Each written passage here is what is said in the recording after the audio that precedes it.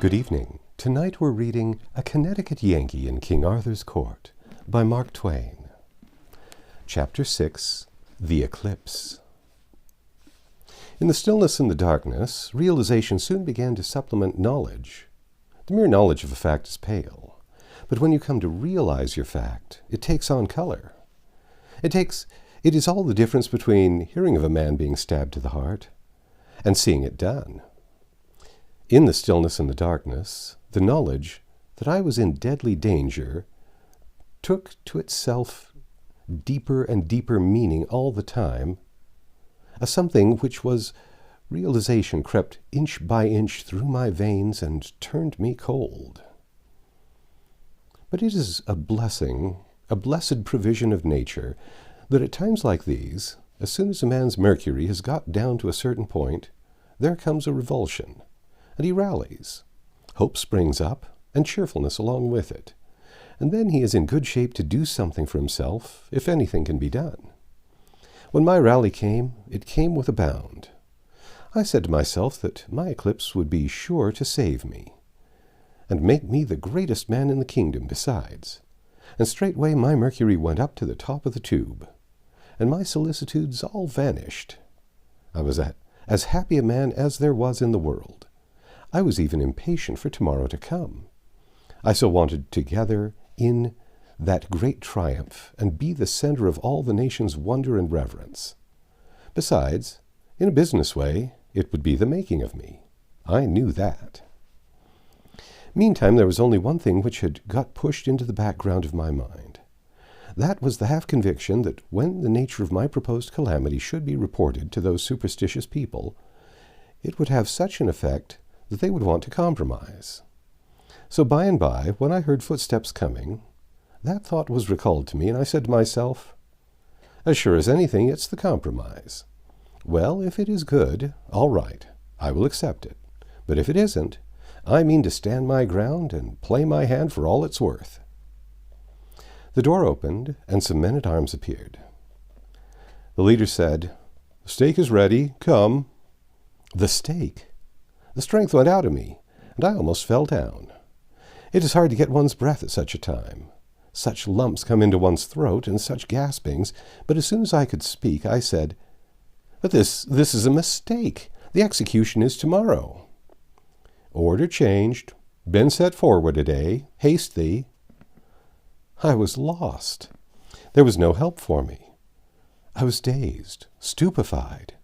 I had no command over myself. I only wandered purposelessly about, like one out of his mind. So the soldiers took hold of me and pulled me along with them, out of the cell and along the maze of underground corridors, and finally into the fierce glare of daylight in the upper world. As we stepped into the vast enclosed court of the castle, I got a shock. For the first thing I saw was the stake, standing in the center, and near it the piled faggots and a monk. On all four sides of the court, the seated multitudes rose rank above rank, forming sloping terraces that were rich with color. The king and queen sat in their thrones, the most conspicuous figures there, of course. To note all of this occupied but a second. The next second, Clarence had slipped from some place of concealment and was pouring news into my ear, his eyes beaming with triumph and gladness. He said, "'Tis through me the change was wrought, and main hard have I worked to do it too. But when I revealed to them the calamity in store, and saw how mighty was the terror it engendered, then I saw also that this was the time to strike. Wherefore I diligently pretended, unto this and that and the other one, that your powers against the sun could not reach its full until tomorrow. And so, if any would save the sun and the world, you must be slain today, while your enchantments are but in the weaving and lack potency. Odds bodkins, it was but a dull lie, a most indifferent invention, but you should have seen them seize it and swallow it, in the frenzy of their fright, as it were salvation sent from heaven. And all the while I was laughing in my sleeve the one moment, to see them so cheaply deceived, and glorifying God the next, that he was content to let the meanest of his creatures be his instrument in the saving of thy life. Ah, how happy has the matter sped!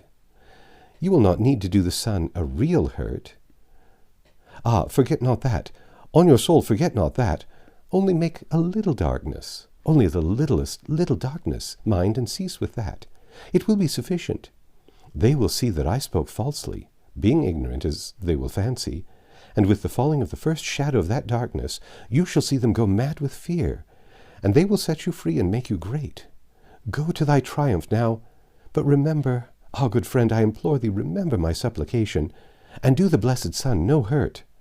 For my sake, thy true friend. I choked out some words through my grief and misery, as much as to say I would spare the sun, for which the lad's eyes paid me back with such deep and loving gratitude that I had not the heart to tell him that his good-hearted foolishness had ruined me and sent me to my death. As the soldiers assisted me across the court, the stillness was so profound that if I had been blindfolded, I should have supposed I was in a solitude instead of walled in by 4,000 people. There was not a movement perceptible in those masses of humanity. They were as rigid as stone images, and as pale, and dread set upon every countenance. This hush continued while I was being chained to the stake. It continued while the faggots were carefully and tediously piled about my ankles, my knees, my thighs, my body. Then there was a pause, and a deep hush, a deeper hush, if possible, and a man knelt down at my feet with a blazing torch. The multitude straining forward, gazing, and parting slightly from their seats without knowing it. The monk raised his hands above my head and his eyes towards the blue sky, and began some words in Latin. In this attitude he droned on and on a little while, and then stopped. I waited 2 or 3 moments, then looked up.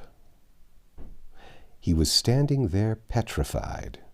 With a common impulse, the multitude rose slowly up and stared into the sky. I followed their eyes. As sure as guns, there was my eclipse beginning. The life went boiling through my veins. I was a new man. The rim of black spread slowly into the sun's disk. My heart beat higher and higher, and still the assemblage and the priest stared into the sky, motionless. I knew that this gaze would be turned upon me next. When it was, I was ready. I was in one of the most grand attitudes I ever struck, with my arms stretched up, pointing to the sun. It was a noble effect. You could see the shudder sweep the mass like a wave. 2 shouts rang out, one close upon the heels of the other. "Apply the torch! I forbid it!" The one was from Merlin, the other from the king. Merlin started from his place. To apply the torch himself, I judged. I said, "Stay where you are. If any man moves, even the king, before I give him leave, I will blast him with thunder. I will consume him with lightning." The multitude sank meekly into their seats, and I was just expecting they would. Merlin hesitated a moment or two, and I was on pins and needles during that little while. Then he sat down, and I took a good breath, for I knew I was master of the situation now. The king said, "Be merciful, fair sir, and essay no further in this perilous matter, lest disaster follow. It was reported to us that your powers could not attain unto their full strength until the morrow, but—" "Your Majesty thinks the report may have been a lie? It was a lie." That made an immense effect. Up went appealing hands everywhere, and the king was assailed with a storm of supplications that I might be bought off at any price and the calamity stayed. The king was eager to comply. He said, "Name any terms, reverend sir, even to the having of my kingdom, but banish this calamity, spare the sun." My fortune was made. I would have taken him up in a minute, but I couldn't stop an eclipse. The thing was out of the question. So I asked time to consider. The king said, "How long? Ah, how long, good sir? Be merciful. Look, it groweth darker moment by moment. Prithee, how long?" Not long. Half an hour, maybe an hour. There were 1,000 pathetic protests, but I couldn't shorten it up any, for I couldn't remember how long a total eclipse lasts. I was in a puzzled condition anyway and wanted to think. Something was wrong about that eclipse, and the fact was very unsettling.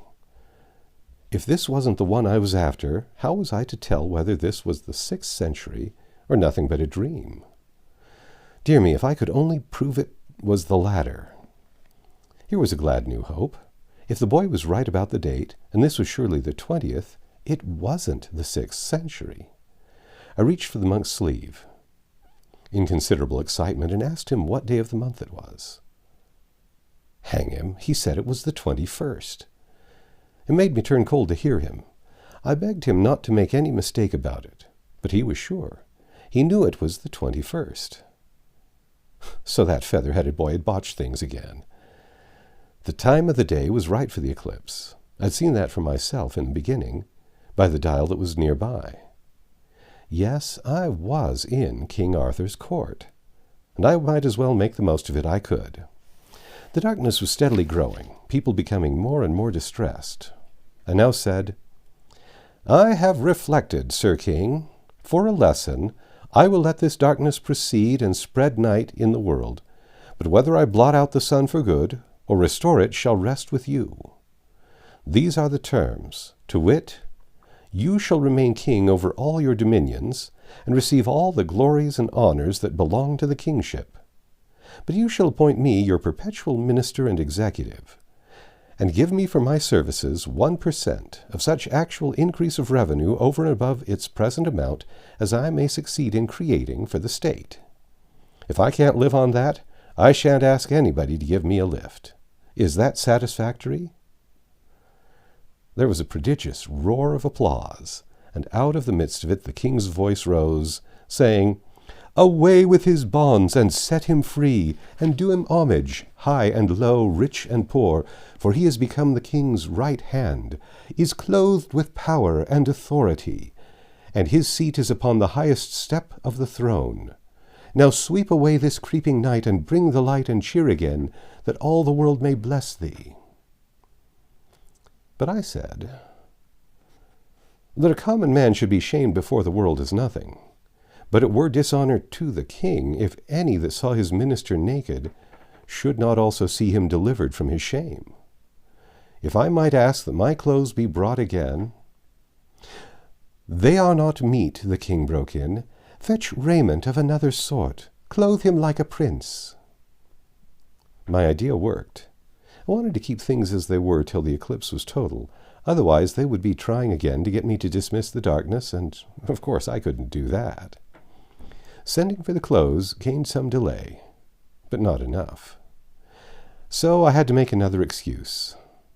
I said it would be but natural if the king should change his mind and repent to some extent of what he had done under excitement. Therefore I would let the darkness grow a while, and if at the end of a reasonable time the king had kept his mind the same, the darkness should be dismissed. Neither the king nor anybody else was satisfied with that arrangement, but I had to stick to my point.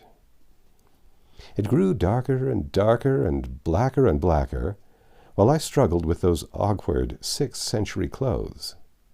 It got to be pitch black at last, and the multitude groaned with horror to feel the cold, uncanny night breezes fan through the place, and see the stars come out and twinkle in the sky. At last the eclipse was total, and I was very glad of it. But everybody else was in misery, which was quite natural. I said, "The king, by his silence, still stands to the terms." Then I lifted up my hand, stood just so a moment. Then I said, with the most awful solemnity, "Let the enchantment dissolve and pass harmless away." There was no response, for a moment, in that deep darkness and that graveyard hush. But then the silver rim of the sun pushed itself out. A moment or two later, the assemblage broke loose with a vast shout and came pouring down like a deluge to smother me with blessings and gratitude. And Clarence was not the last of the wash, to be sure. That's the end of chapter 6. Come back tomorrow and we'll read Chapter 7, Merlin's Tower.